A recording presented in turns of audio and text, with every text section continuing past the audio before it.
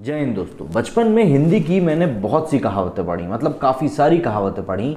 लेकिन जब मैं उनको पढ़ा करता था तब मेरा ध्यान कभी इस बात पे नहीं गया कि यार ये कहावतें मैं यूज़ कहाँ करूँगा। मतलब सवाल मन में आया पर ध्यान नहीं गया कि यार चलो ठीक है, याद करने के लिए पढ़ रहे हैं। लेकिन आज जब हम आज के पूरे सिनेरियो को देखते हैं और ख़ासतौर से वो लोग जो कि करंट में जो चीज़ें आपके आसपास चल रही हैं उससे जुड़े हुए रहते हैं, तो वो लोग इस चीज़ से काफ़ी ज़्यादा रिलेट कर पाएंगे कि एक ना एक कहावत कहीं ना कहीं किसी ना किसी जगह पे फिट ज़रूर हो ही जाती है।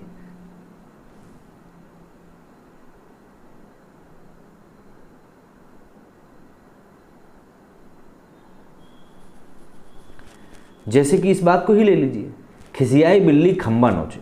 अब आप बोलोगे कि भाई ये कहावत यहाँ कहाँ फिट कर रहे हो, तो थंबनेल देख के आप ये तो समझ ही गए होंगे कि मैं किस बारे में बात करने वाला हूँ। मैं बात करने वाला हूँ महाभारत को लेकर जो पूरा विवाद चल रहा है। जी नहीं, कौरवों और पांडवों के बारे में नहीं कि भैया कौन सही था कौन गलत। यहाँ विवाद चल रहा है कि धर्मराज युधिष्ठिर सही हैं या हमारे भीष्म पितामह सही हैं।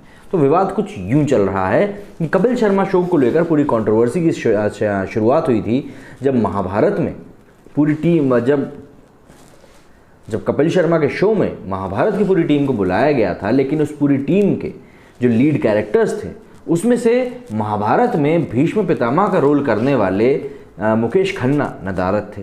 इसके बाद सोशल मीडिया पे कई सारे सवाल वायरल होने लगे कि भाई मुकेश खन्ना को क्यों नहीं बुलाया गया या मुकेश खन्ना को इनवाइट किया गया तो वो खुद क्यों नहीं आए। इसके जवाब में मुकेश खन्ना जी ने कुछ एक जवाब दिए और अपनी तरफ से अपनी बात रखी, वो मैं अभी आपको थोड़ी देर से वीडियो में बताऊँगा। लेकिन उसके बाद जो गजेंद्र जी हैं जिन्होंने कि उसमें युधिष्ठिर का रोल निभाया था, गजेंद्र चौहान जी, उनका बयान सामने आया। लेकिन अब इन दोनों के बयान के सामने आने के बाद जो हमारे श्री कृष्ण हैं, मतलब नीतीश भारद्वाज जी जो हैं, अब वो यहाँ पे सपोर्ट में कूद गए हैं मुकेश खन्ना के।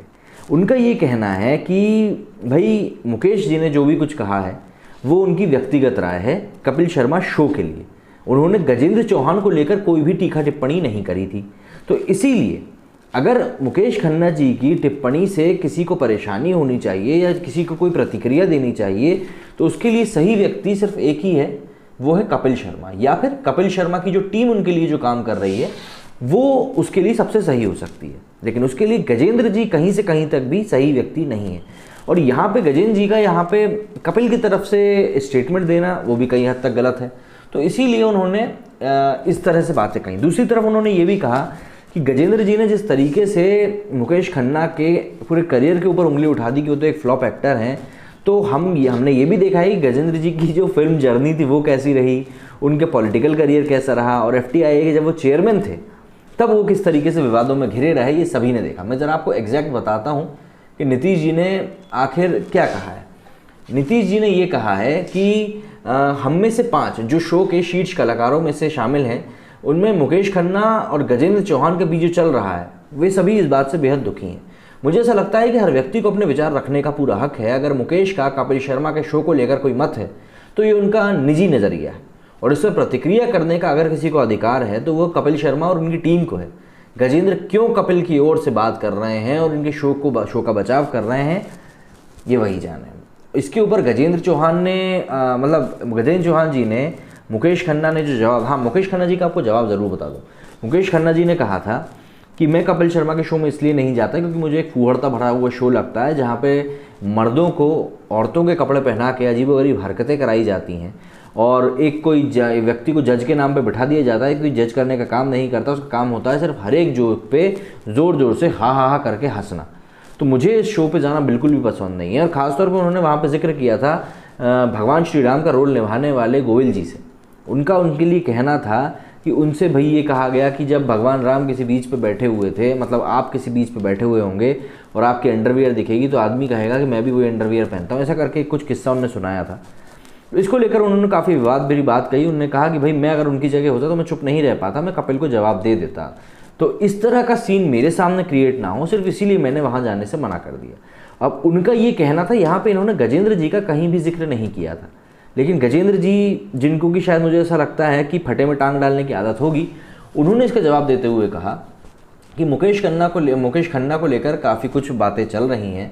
उन्होंने कहा है कि शो में पुरुषों को महिलाओं के कपड़े पहनाए जाते हैं, लेकिन वो ये भूल गए कि महाभारत में भी अर्जुन ने महिलाओं के जैसे ही कपड़े पहने थे। वृहन्नला की वो यहाँ बात कर रहे हैं। और एक सीन में डांस भी किया था। क्या उन्हें भी शो छोड़ देना चाहिए था? उस समय मुकेश जी ने महाभारत क्यों नहीं छोड़ी? मैं मुकेश जी की इस व्यवहार की कड़ी निंदा करता हूँ। और साथ में उन्होंने ये भी कहा कि मुकेश खन्ना एक काफ़ी ज़्यादा फ्लॉप एक्टर हैं।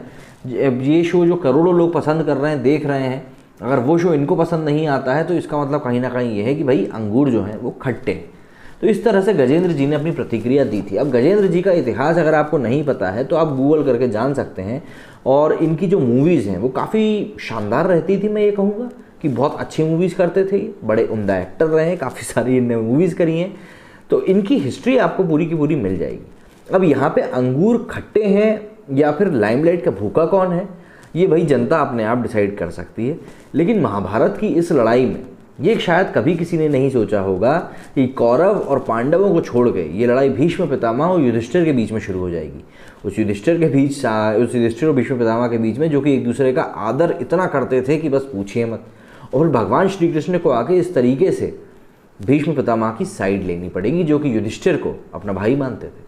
तो इसीलिए इन सब चीज़ों ने काफ़ी कुछ चीज़ें हमारे सामने निकाल के रख दी हैं कि किस तरीके से कैरेक्टर्स के पीछे भी कई बार बहुत विकृत मानसिकता छुपी होती है या लाइमलाइट की भूख छुपी होती है, जिसको कि बाहर आने में देर नहीं लगती। और उसी चीज़ का परिचय हमें गजेंद्र जी ने दिया है। वैसे गजेंद्र जी जो हैं ये FTII के जब चेयरमैन बने थे तब भी काफ़ी चर्चा में रहे थे, क्योंकि FTII के स्टूडेंट्स ने ही वहाँ पर प्रोटेस्ट करना शुरू कर दिया था कि भैया इनको हटाओ, ये किसको बिठा दिया आपने चेयरमैन बना के। तो ये इस तरह के विवादों में भी रह चुके हैं। मेरा बताने का मतलब सिर्फ यहाँ पे ये है। तो ये जो चीज़ें सब चल रही हैं, ये चीज़ें ना ही हो तो बेहतर होगा, क्योंकि मुकेश खन्ना जी का अपना एक स्टेटस है पूरा। ठीक है, शक्तिमान उन्होंने बनाया था जो कि काफ़ी ज़्यादा पसंद किया गया था लोगों के द्वारा, तो उनका एक बहुत बड़ा स्टेटस है। तो मुझे नहीं लगता कि उनको इस तरीके से कुछ बोलना, डायरेक्टली वो भी उनको बोलना कि भैया आप एक फ्लॉप एक्टर थे और आपको तो मूवीज़ ही नहीं मिलती थी और आपने ऐसा किया वैसा किया, तो ये सब चीज़ें यार मुझे सही नहीं लगती। आपको नहीं टिप्पणी करनी चाहिए ऐसे किसी को लेकर, वो भी जब आपके बारे में कोई कुछ ना बोल रहा हो। उन्होंने गजेंद्र जी को टारगेट करके तो वैसे भी कुछ नहीं बोला था, तो जब आपको टारगेट किया ही नहीं है तो भैया आप बोल क्यों रहे हो। खैर, कहते हैं ना कि जिसके घर शीशे के हों उसको दूसरे के घर पत्थर नहीं उछालना चाहिए, तो कुछ ऐसा ही काम यहाँ पे अभी इन लोगों ने कर दिया है। पर ठीक है, ये सब चीज़ें भी चलती रहना चाहिए। इसके साथ ही एक और चीज़ है, नीतीश भारद्वाज ने गजेंद्र को अपना खुद का करियर ग्राफ भी देखने के लिए कहा था कि भाई तुम अपना खुद का भी तो करियर देखो कि तुमने आखिर क्या उखाड़ा है। बहरहाल इन सब चीज़ों के बीच में कपिल शर्मा के शो की TRP ऑलरेडी ऑल टाइम लो पे बैठी हुई है। लोग देखना पसंद कर नहीं रहे हैं, व्यूअरशिप मिल नहीं रही है, और बॉयकॉट वाला सीन तो पूरा चल ही रहा है। बॉलीवुड को लेकर काफ़ी गुस्सा है, आक्रोश है। ऐसे में इस तरह की खबरें सामने आना ये शो की जो इमेज है उसको डेंट ही करेगा, बढ़ाएगा तो नहीं, क्योंकि बिग बॉस छोड़ना है जो गलत चीज़ को सिखा के आगे बढ़ जाए, है ना। तो अब देखना होगा भाई कपिल शर्मा की इस पर कोई प्रतिक्रिया आती है कि नहीं आती है, और नहीं आती है तो फिर वो कहीं कोई अर्नब के लिए उन्होंने जैसा शो बनाया था वैसा शो बना के कोई प्रतिक्रिया ना दें। भाई कलाकार आदमी है, कुछ भी कर सकता है। तो भाई मेरे इस वीडियो में इतना ही। अगले वीडियो में आपसे दोबारा मुलाकात होगी। जय हिंद, जय भारत। और ये महाभारत के कैरेक्टर ज़रा आप लोग आपस में मत लड़ना। हाँ।